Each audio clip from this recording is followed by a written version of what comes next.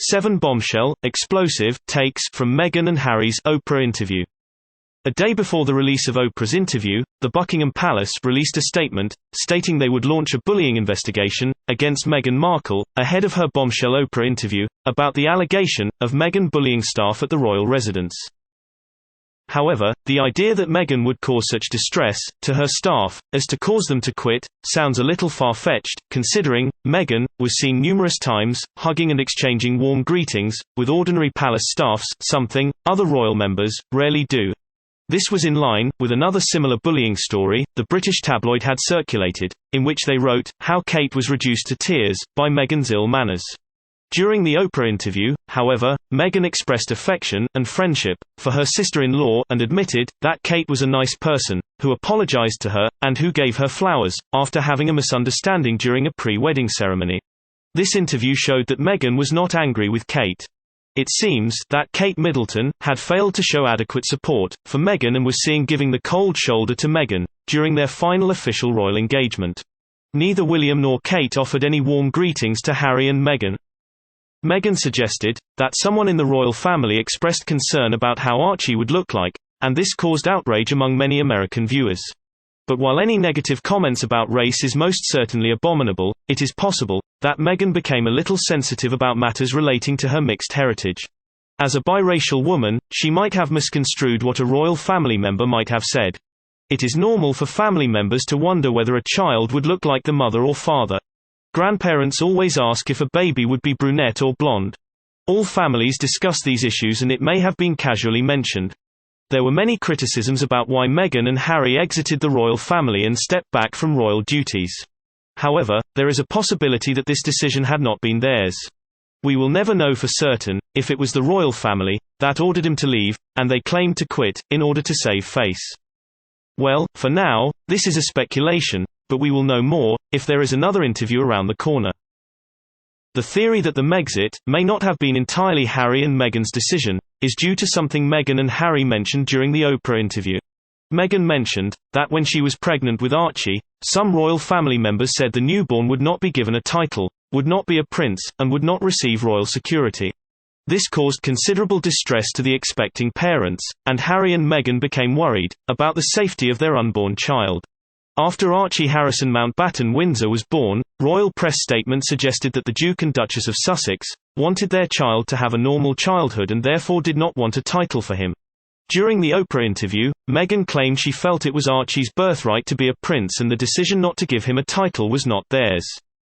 Meghan was also shocked that her son would not get security. Many people continue to criticize Meghan for not inviting her father to her wedding and starting a public row with him, but we can never know the real reason she avoids him.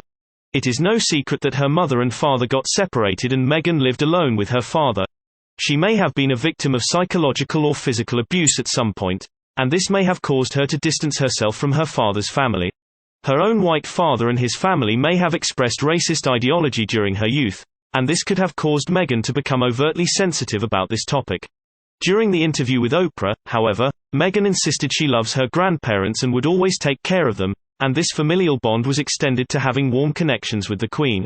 Both Harry and Meghan spoke in glowing terms about the Queen, and made it clear that the monarch was unquestionably kind to her and Harry since the beginning of her royal relationship. Did Meghan face racism in the royal family or by the British tabloid? She seems to think she had. Why shouldn't Meghan believe she is a victim of racism, when she has been undoubtedly facing subtle racism for decades?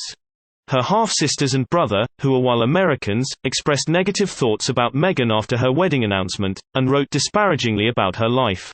Her father failed to speak in her defense, and all these issues were a factor when it came to Meghan's sensitivity about her race, and most importantly, her son's biracial heritage. Meghan suggested that her son was not given the title of a prince, because of his biracial roots. Meghan Markle also revealed that the real reason she didn't pose for a hospital picture after Archie was born, was because the royal family did not ask her to do so.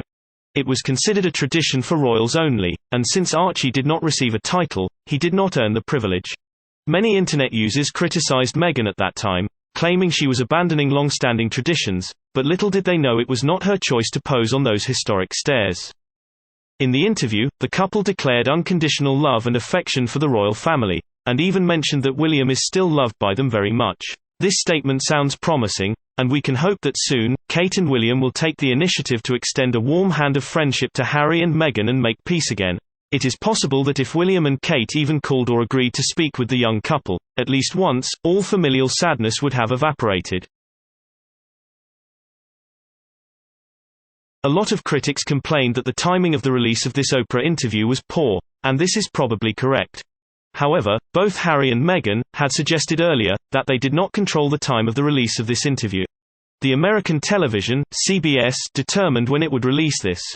It is also possible that Harry and Meghan felt that the right time to speak was now, because due to Prince Philip's ill health and his age, there was a sad chance that he may not have survived for too long, and releasing the video of the interview after his demise would have been most devastating for all parties. Perhaps Meghan wanted the royal family to know that she did not despise them at all. She wanted him to know that she did not try to alienate and take Harry away from them. Harry showed remarkable maturity in this interview, repeatedly praising his grandmother, and insisting the Queen showered him and his wife with love, despite the fact that the Queen had taken away nearly all his royal patronages and titles. Harry did not lament the loss of those honours, and instead, said he respected the Queen's decision. Comparing this behaviour with Harry's pre-marriage actions, one might conclude that the marriage to Meghan made Harry a more mature and wise man. Meghan actually brought him closer to his family, and in spite of all the media attentions, not one member of the royal family publicly insulted either Harry or Meghan in public, and the young couple also reciprocated in kind. In the past, Harry did many actions that caused embarrassment to his family, but the media was quick to forgive his shortcomings. Before his marriage, he was accused of racism and other criticisms, but the media attention quickly faded away each time. However, after marrying Meghan Markle, the British media has been less forgiving to both. On numerous occasions, British newspapers criticised Meghan for doing things Kate had been praised for doing. But Harry refrained from lashing out. It is something we should applaud. Millions of viewers were hoping for something salacious, even derogatory about the royal family, but they were disappointed. Harry and Meghan were not in any mood to engage in insulting their family members. Many people also accuse Meghan of being a gold digger, but the truth is, she was a well-accomplished actor before her marriage, and since her youth, Meghan had been advocating for the rights of people in developing countries. She had volunteered for dozens of charity organizations, and had helped people in Africa and Asia. Despite her philanthropic works, some media outlets branded her as a selfish, lying, gold digger. Selfish people and liars usually do not have the habit of doing charity work in Africa, but there can be no doubt Meghan had become a little too sensitive about how media or some royal family members treat her.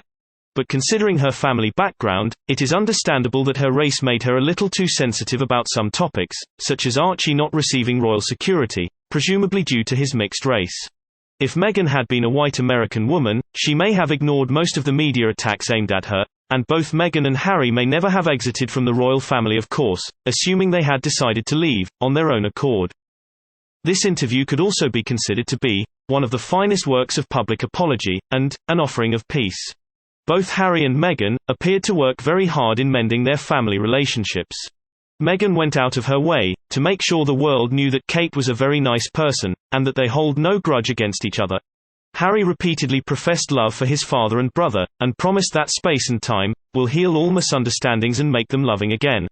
During the interview, Harry expressed grievances that his father, Prince Charles, stopped taking his calls.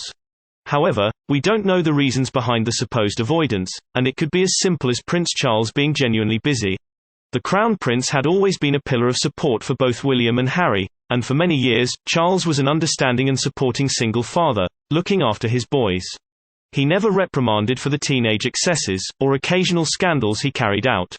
Meghan, too, has a lot to be grateful for, especially when it comes to her father-in-law. Prince Charles afforded her one of the rarest honor, and agreed to walk Meghan down the aisle, when her own father had refused to do so.